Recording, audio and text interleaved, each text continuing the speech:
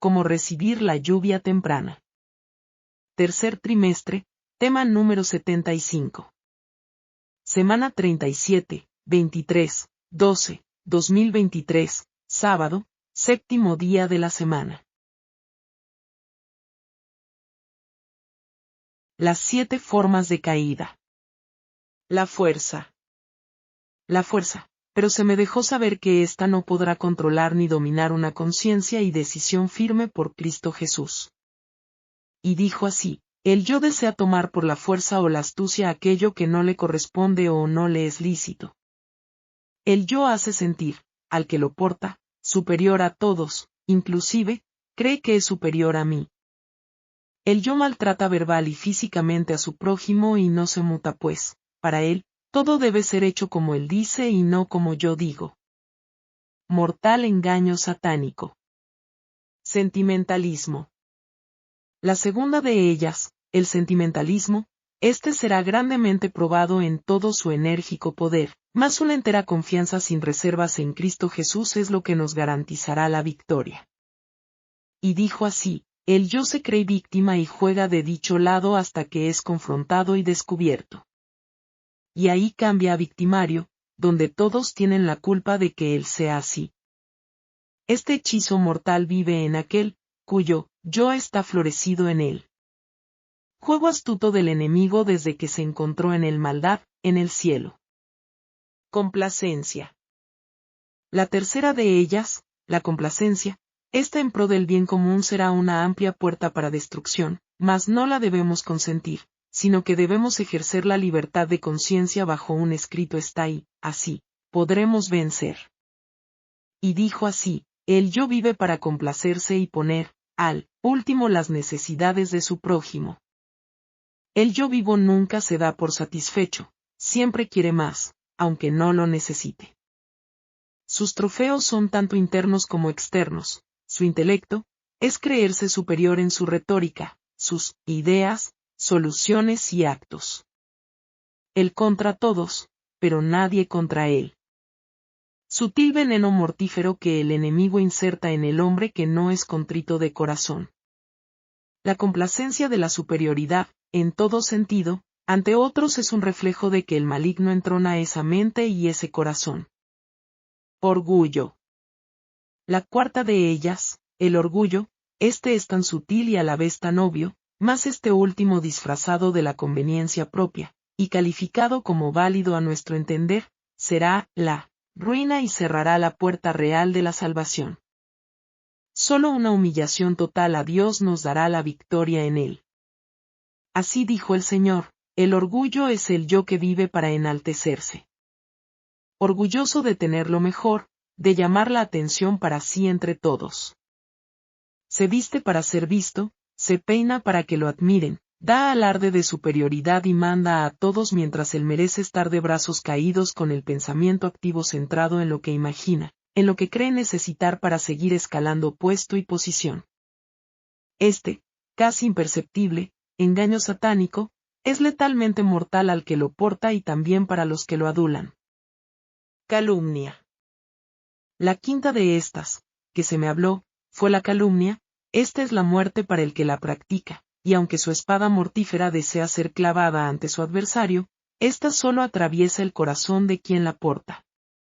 Resistid al diablo, se me dijo, y de vosotros huirá y no toquéis lo inmundo. Habrá aflicciones, mas confiad porque yo he vencido al mundo. Rogad al Dios de la siega que os junte en su granero.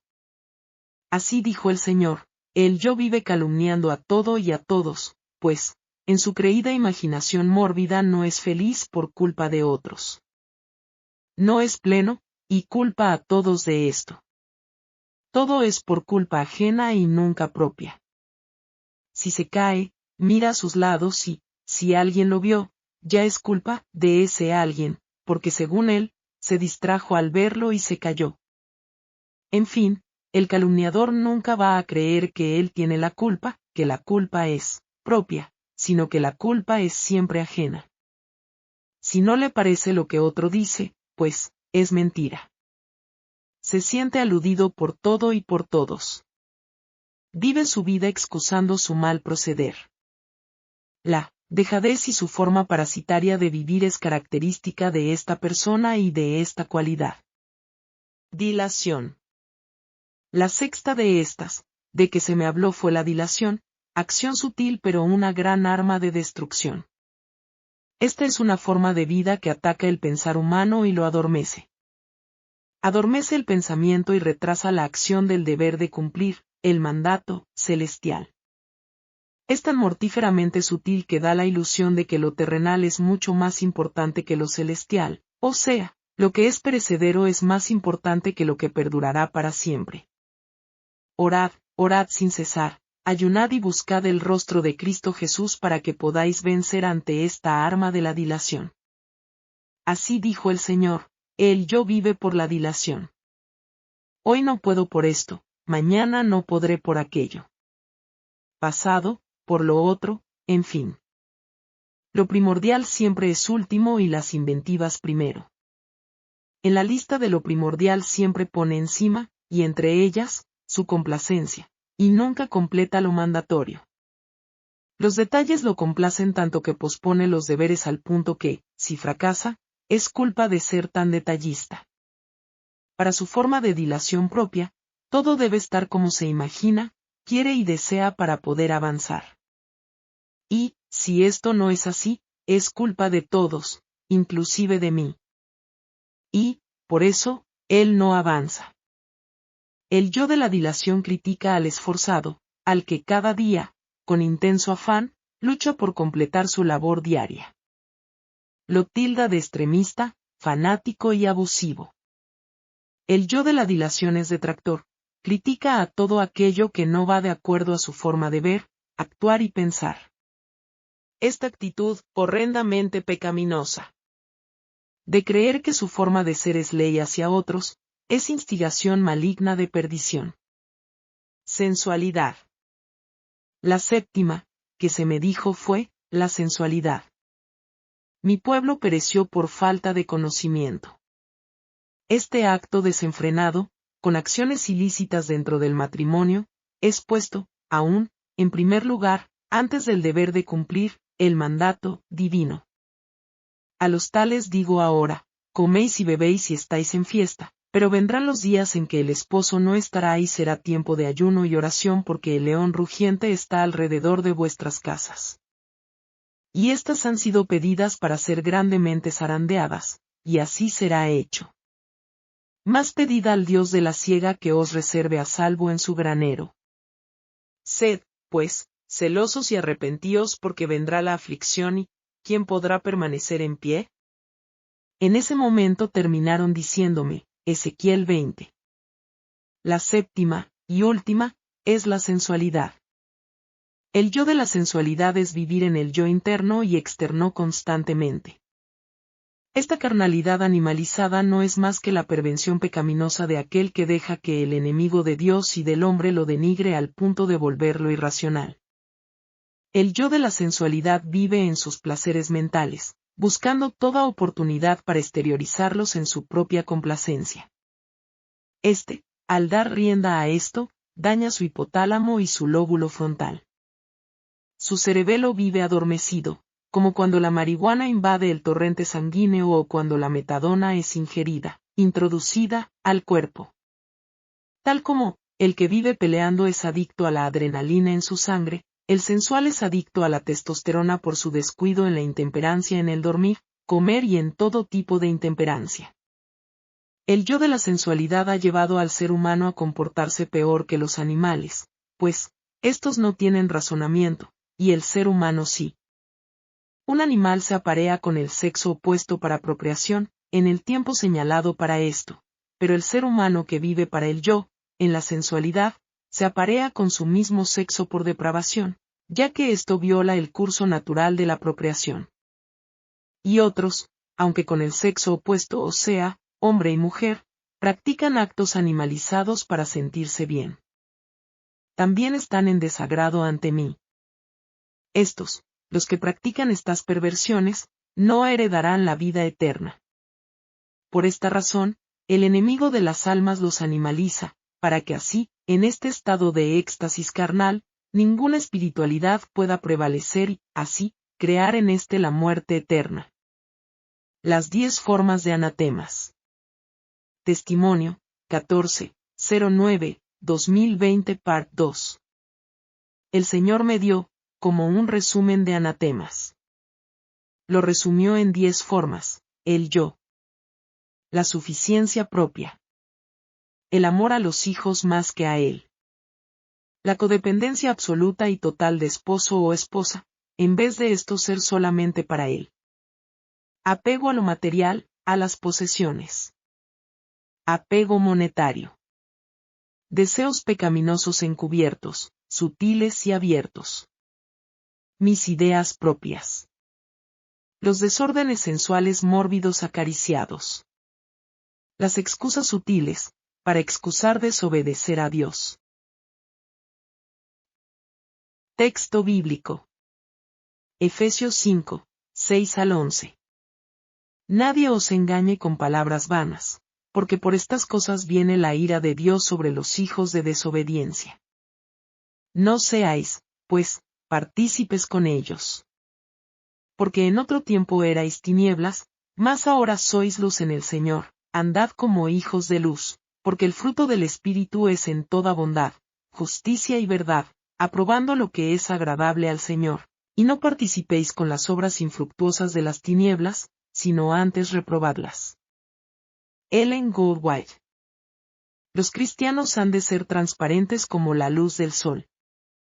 Pero yo os digo, no juréis en ninguna manera, ni por el cielo, porque es el trono de Dios, ni por la tierra, porque es el estrado de sus pies, ni por Jerusalén, porque es la ciudad del gran rey.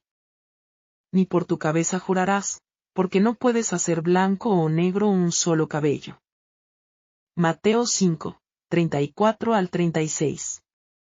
Todo lo que poseemos nos llega con el sello de la cruz, y ha sido comprado con la sangre que es más preciosa que cuanto puede imaginarse, porque es la vida de Dios. De ahí que no tengamos derecho de empeñar cosa alguna en juramento, como si fuera nuestra, para garantizar el cumplimiento de nuestra palabra. Pero el Salvador no prohibió el juramento judicial o legal en el cual se pide solemnemente a Dios que sea testigo de que cuanto se dice es la verdad, y nada más que la verdad. El mismo Jesús, durante su juicio ante el Sanedrín, no se negó a dar testimonio bajo juramento. Dijo el sumo sacerdote: te conjuro por el Dios viviente, que nos digas si eres tú el Cristo, el Hijo de Dios. Contestó Jesús: tú lo has dicho. Mateo 26, 63-64. Si hay alguien que puede declarar en forma consecuente bajo juramento, es el cristiano.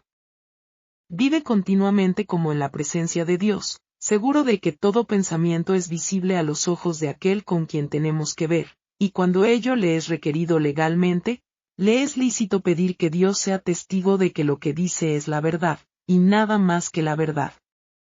Todo cuanto hacen los cristianos debe ser transparente como la luz del sol. La verdad es de Dios, el engaño, en cada una de sus muchas formas, es de Satanás. Pero no es fácil ni sencillo decir la verdad exacta.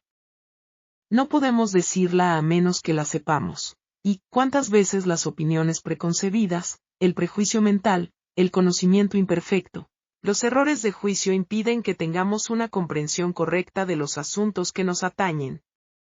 No podemos hablar la verdad a menos que nuestra mente esté bajo la dirección constante de aquel que es verdad. Por medio del apóstol Pablo, Cristo nos ruega: sea vuestra palabra siempre con gracia.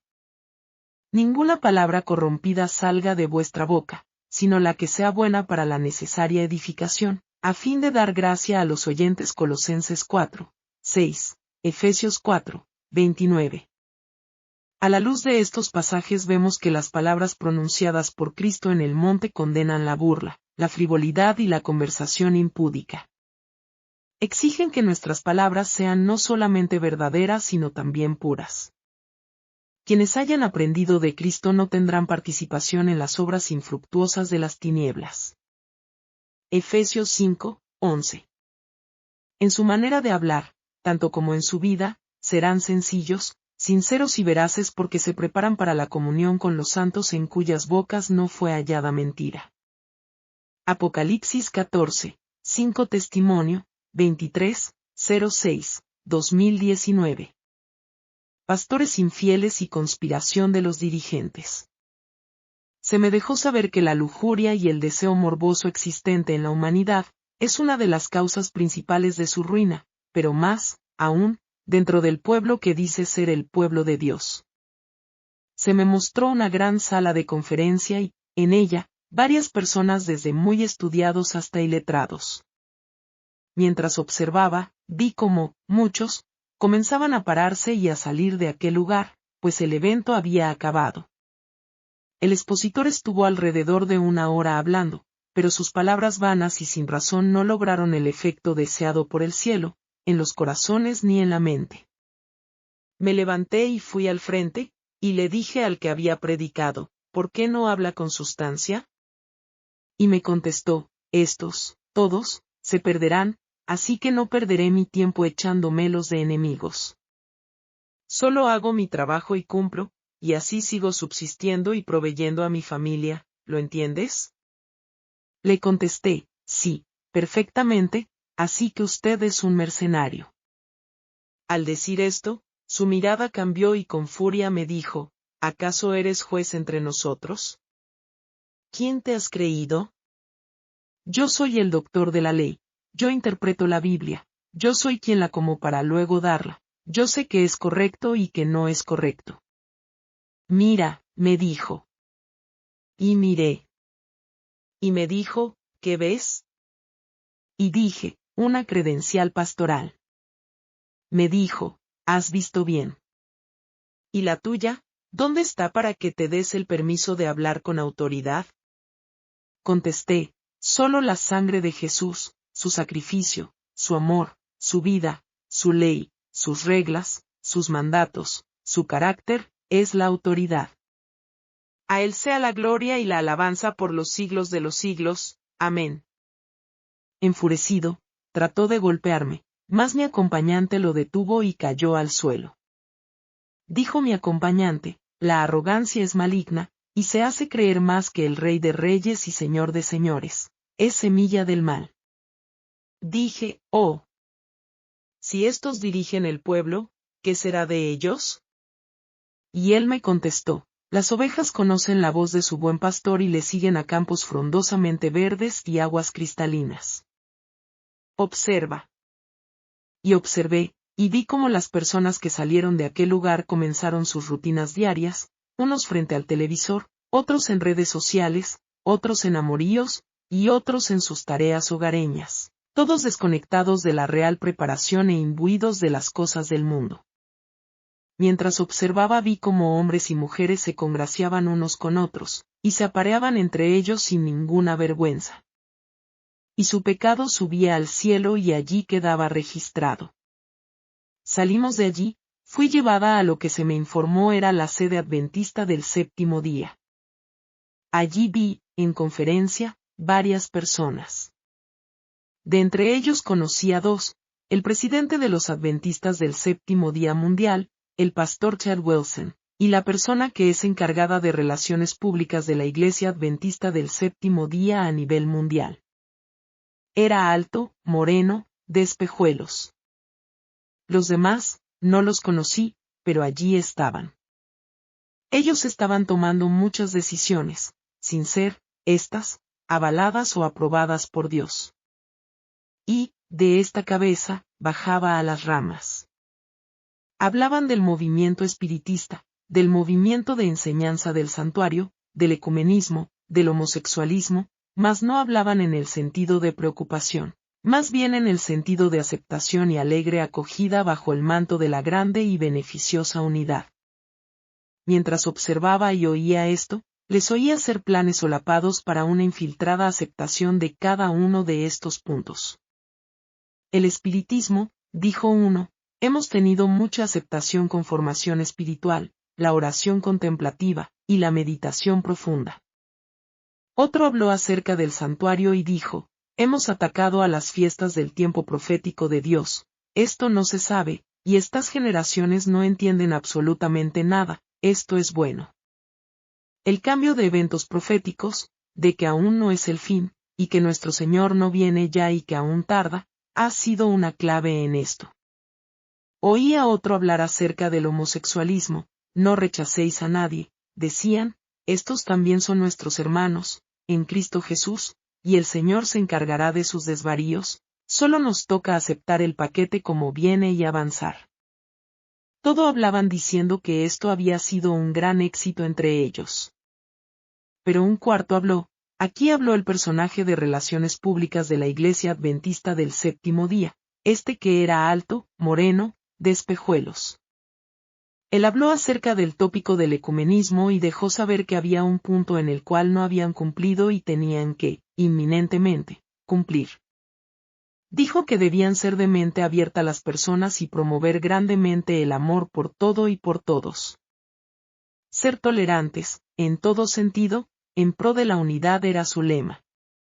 Así que, mientras ellos hablaban esto, y estaban conferenciando estos puntos en perfecta unanimidad, un letrero suspendido en el aire en medio de ellos apareció, y todos asombrados y espantados lo miraban. Grandes letras escritas en él leían así: por 3 pecados de Judá y por el 4º no revocaré su castigo, porque menospreciaron la ley de Jehová, y no guardaron sus decretos, y porque les hicieron errar en sus mentiras tras las cuales anduvieron sus padres, por tanto, enviaré fuego a Judá y devorará los palacios de Jerusalén. Amós 2, 4, 5. Ellos miraban perplejos este letrero y sus rostros estaban pálidos. Entonces vi que uno de ellos se envalentonó y con una gran manta tapó el letrero, y dijo, es hora. Y todos brindaron, y regocijados exclamaron, así es. Entonces esta persona, que era alta, morena, de espejuelos, líder de relaciones públicas de la Iglesia Adventista del Séptimo Día Mundial, dijo, ¿cómo vamos a lograr? ¿Cómo vamos a lograr que se guarde el primer día en nuestras filas? ¿Quién puede decirme una recomendación? Todos se quedaron mirando, no sabían qué decir, buscaban como en su mente, pero no salía ninguna palabra. Pero él mismo dijo, ya sé cómo lo haremos, recuerden a Escocia e Inglaterra. En ese momento yo decía, ¿qué es Escocia y qué es Inglaterra? Pero mientras yo estaba pensando en esto, se me vino a la mente lo que había dicho este personaje anteriormente, y pregunté, ¿de qué es hora? Y me contestó, escucha. Y oí decir a uno, bueno, colegas, ¿somos ahora ecuménicos o no? Pues, si es así, trabajemos más arduamente en el cambio, ya logramos tener a todos muy ocupados en las actividades del sábado, ahora hay que buscar la forma que en el primer día, vengan a adorar, recordando que esto es parte del pacto ecuménico. Todos aceptaron con la cabeza, y vi cómo esto fue solapadamente introducido con una astucia infernal, y el pueblo caía sin notarlo. Pregunté, ¿por qué no se dan cuenta? Y me contestó, solo los entendidos entenderán. Y le dije, por favor, déjame advertirles. Y me dijo, ve. Fui, y les exhorté con voz fuerte y quebranto de espíritu. Pero mis esfuerzos eran inútiles, aquella manada era diferente, era totalmente dependiente de sus líderes, y lo que éstos hacían y decían, ellos lo reflejaban con gran exactitud. Lloré amargamente pues me sentí impotente ante aquel camino de perdición que llevaban. Entonces, dijo mi acompañante, maldito el hombre que confía en el hombre. Jeremías 17, 5. Salimos de ahí, y fui llevada a grandes, escarpadas, montañas. Allí entre el pueblo que obedece el Rey de Reyes y Señor de Señores, orábamos, cantábamos, alabábamos al Rey del Universo día y noche, y aún más, en especial, en su santo sábado. Allí comíamos maná fresco y bebíamos de las aguas cristalinas.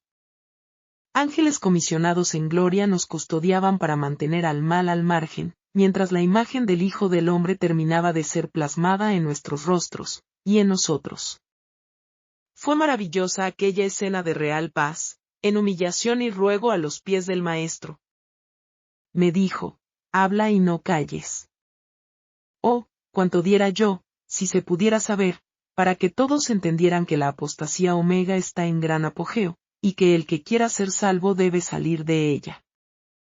No hay palabras para describir la tristeza de mi corazón al ver que niños, jóvenes y adultos pierden su salvación por las cosas efímeras de esta vida. Mi ser me duele al saber que Canaán está a las puertas y muchos la desprecian.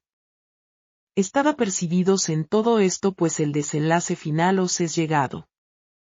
Recordad Escocia, decían mis palabras, y a Inglaterra, como solapadamente se llegó a respetar el primer día, como día sagrado.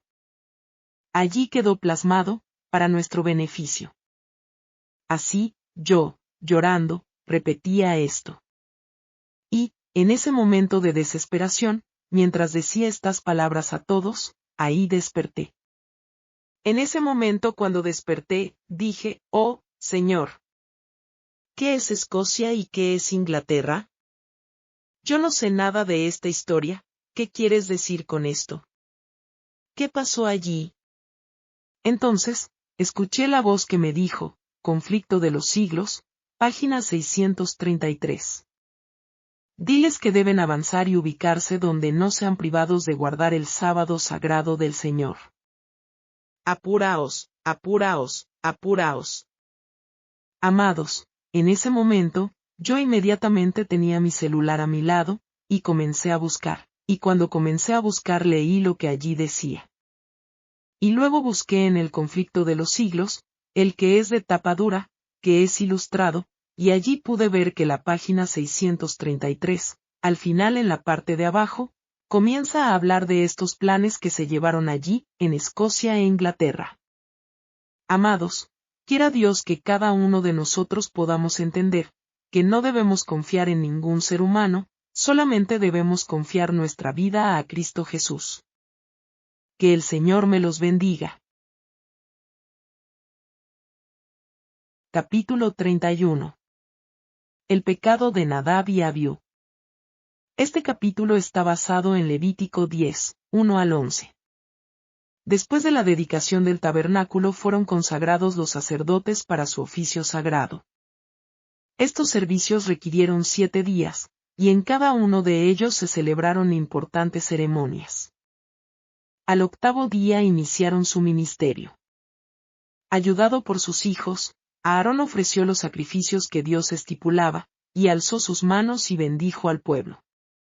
Todo se había hecho conforme a las instrucciones de Dios, y el Señor aceptó el sacrificio y reveló su gloria de una manera extraordinaria. Descendió fuego de Dios y consumió la víctima que estaba sobre el altar.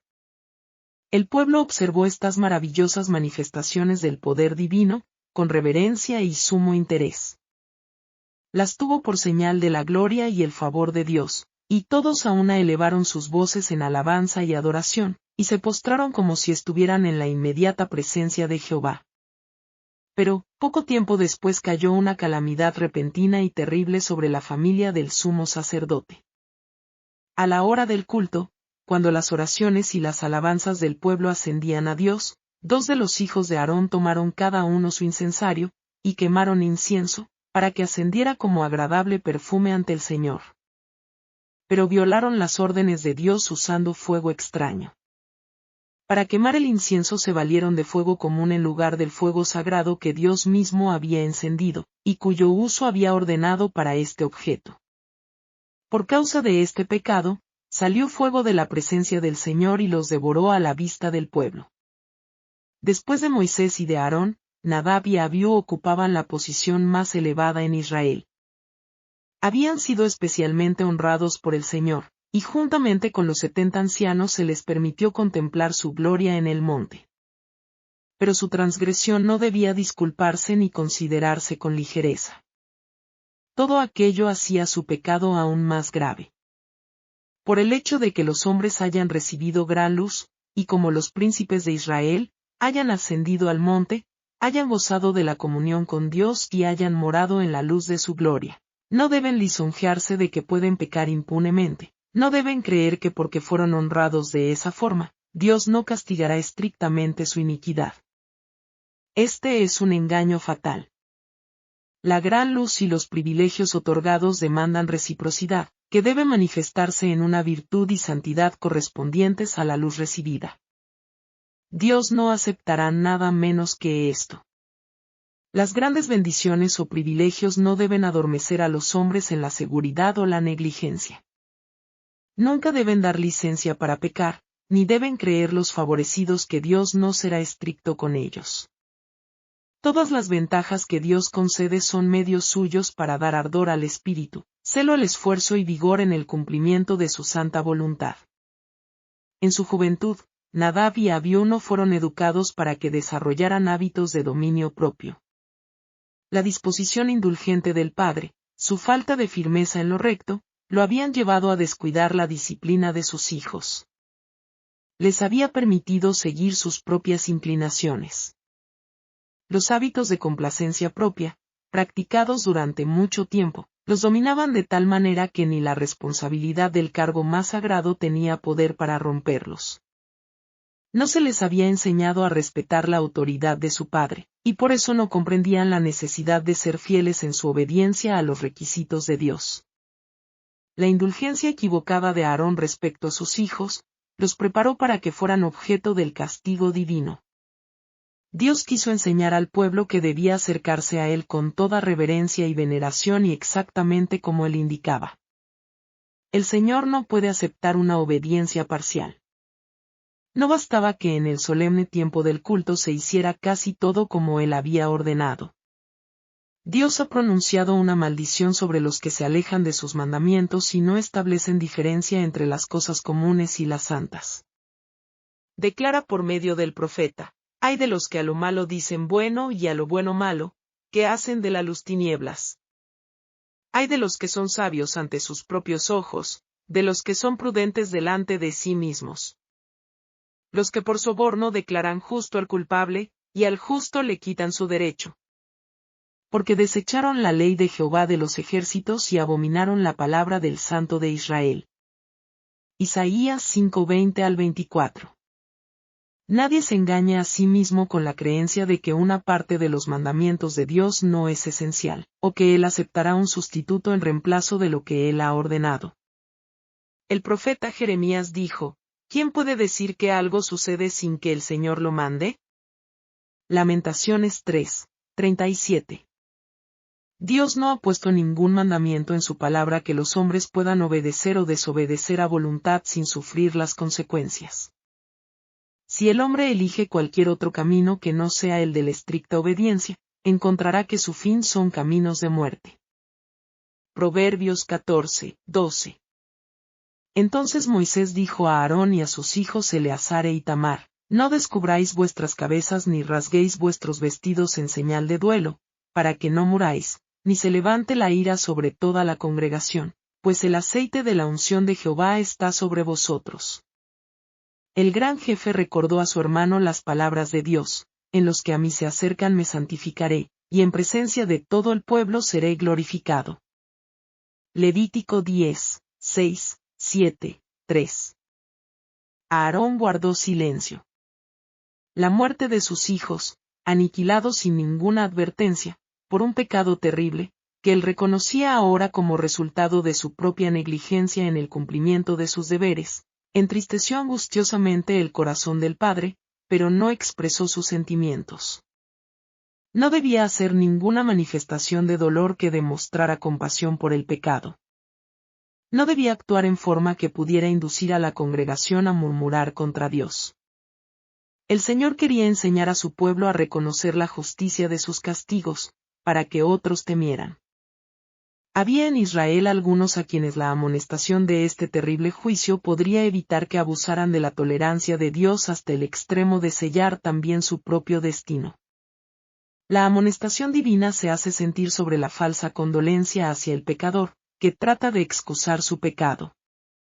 El pecado adormece la percepción moral, de tal manera que el pecador no comprende la enormidad de su transgresión, y sin el poder convincente del Espíritu Santo permanece parcialmente ciego en lo referente a su pecado. Es deber de los siervos de Cristo enseñar a estos descarriados el peligro en que están. Los que destruyen el efecto de la advertencia, cegando los ojos de los pecadores para que no vean el carácter y los verdaderos resultados del pecado. A menudo se lisonjean de que en esa forma demuestran su caridad, pero lo que hacen es oponerse directamente a la obra del Espíritu Santo de Dios e impedirla. Arrullan al pecador para que se duerma al borde de la destrucción, se hacen partícipes de su culpa, y asumen una terrible responsabilidad por su impenitencia. Muchísimos han descendido a la ruina como resultado de esta falsa y engañosa condolencia. Nunca habrían cometido Nadab y Abiú su fatal pecado, si antes no se hubieran intoxicado parcialmente bebiendo mucho vino. Sabían que era necesario hacer la preparación más cuidadosa y solemne antes de presentarse en el santuario donde se manifestaba la presencia divina, pero debido a su intemperancia se habían descalificado para ejercer su santo oficio. Su mente se confundió y se embotaron sus percepciones morales, de tal manera que no pudieron discernir la diferencia que había entre lo sagrado y lo común. A Aarón y a sus hijos sobrevivientes, se les dio la amonestación: ni tú ni tus hijos debéis beber vino ni sidra cuando entréis en el tabernáculo de reunión, para que no muráis. Estatuto perpetuo será para vuestras generaciones, para poder discernir entre lo santo y lo profano, y entre lo inmundo y lo limpio, y enseñar a los hijos de Israel todos los estatutos que Jehová les ha dado por medio de Moisés. Levítico 10, 9 al 11. El consumo de bebidas alcohólicas debilita el cuerpo, confunde la mente y degrada las facultades morales. Impide a los hombres comprender la santidad de las cosas sagradas y el rigor de los mandamientos de Dios. Todos los que ocupaban puestos de responsabilidad sagrada deben ser hombres estrictamente temperantes, para que tengan lucidez para diferenciar entre lo bueno y lo malo, firmeza de principios y sabiduría para administrar justicia y manifestar misericordia. La misma obligación descansa sobre cada discípulo de Cristo. El apóstol Pedro declara: pero vosotros sois linaje escogido, real sacerdocio, gente santa, pueblo adquirido.